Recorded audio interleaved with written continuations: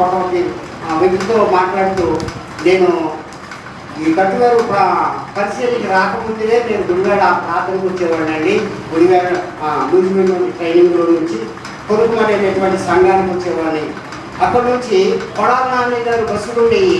నాగరపడంతో దగ్గర వాటి కోసం చూసి అది ఎక్కి కైవసంలో నుంచి అలా బయటకు వచ్చి ఆ గల్లెపూడి దగ్గర దిగి అక్కడ నుండి లోపలికి వెళ్ళి నడుచుకుంటా ఆరాధన చూసుకుని మళ్ళీ వాళ్ళకి వచ్చిన అన్నం తిని అక్కడ నుండి నడుచుకుంటా రోడ్డు మీదకి వచ్చి అక్కడ నుండి లాదేవ్ బస్సు వస్తే మళ్ళీ ఇప్పుడు నువ్వు సేవకు వచ్చానంటున్నావు, ఈ బస్సుల సంగతి ఎప్పుడో కదా అంటున్నాడు ఆ పాస్టర్ గారు అని. నేను చెప్పింది ఆయనకి ఏం అవ్వట్లేదు,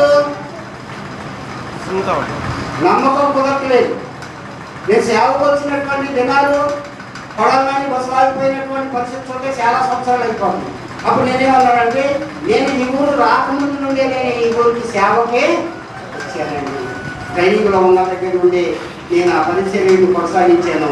దేవుడి ప్రభుని బట్టి అనుకోకుండా దేవుడి బిడ్డలైన వాళ్ళు నన్ను ఈ గట్టువైపు పంపించిన దాన్ని బట్టి దేవుడిని ఆ సెంటర్లో నేను వెళ్ళడానికే కృప చూపించిన విధానం అనేది జరిగింది. నేను ఎందుకు మాట చెప్తున్నానంటే, మీ పైన ఉన్నటువంటి మీకు వాక్యం బోధిస్తున్నటువంటి వాళ్ళని మీరు ఏం చేస్తున్నారంటే దగ్గరగా చూస్తున్నారు.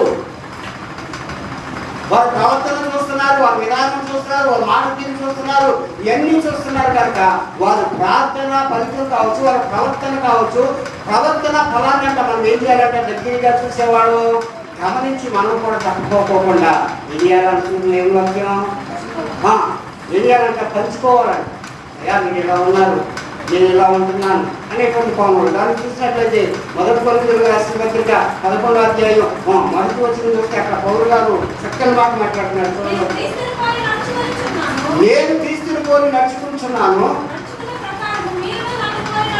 నేను క్రీస్తుని పోలి నడుచుకున్న ప్రకారము మీరును నన్ను పోలి నడుచుకోండి. అంటే మన పైన ఉన్నటువంటి సేవకులు బోధిస్తున్నటువంటి వారిని మనం గమనిస్తున్నాం కనుక వారు ఏమంటున్నారంటే, నేను క్రీస్తుని పోలి నడుచుకున్న ప్రకారం మీరును నన్ను పోలి నడుచుకోండి అని. మనకి మాట చెప్పడానికి ఎంత ధైర్యం కావాలి, ఈ మాట చెప్పడానికి ఎంత ధైర్యం కావాలి. పౌలు గారు తన జీవితంలో ఒకప్పుడు చూస్తే హింసకుడు, దోషకుడు, హానికరుడు, క్రైస్తవ జీవితం కలిగి యేసు ప్రభువుని ఎరిగినటువంటి ప్రతి ఒక్కరి ఇంటికి వెళ్ళి ఆడవాళ్ళు మగవాళ్ళని తేడా లేకుండా వాళ్ళని లాక్కొచ్చి ఎంతో ఇబ్బంది పెట్టినటువంటి కఠినాత్మకమైనటువంటి మనసు కలిగిన వాడు. అలాంటి వ్యక్తిని దేవుడు తన పని కొరకు, తన సాధన కొరకు వాడుకోవటానికి, తన పనిని గమనించడానికి, గుర్తించి విశ్వాసంతో ఇతరులకు బోధించడానికి పౌలుని ఎలా మార్చాడు, సౌలుని ఎలా మార్చాడంటే పౌలుగా మార్చిన తర్వాత తన ప్రవర్తన ఎలా ఉందంటే, ఒకప్పుడు హింసకుడు, దోషకుడు,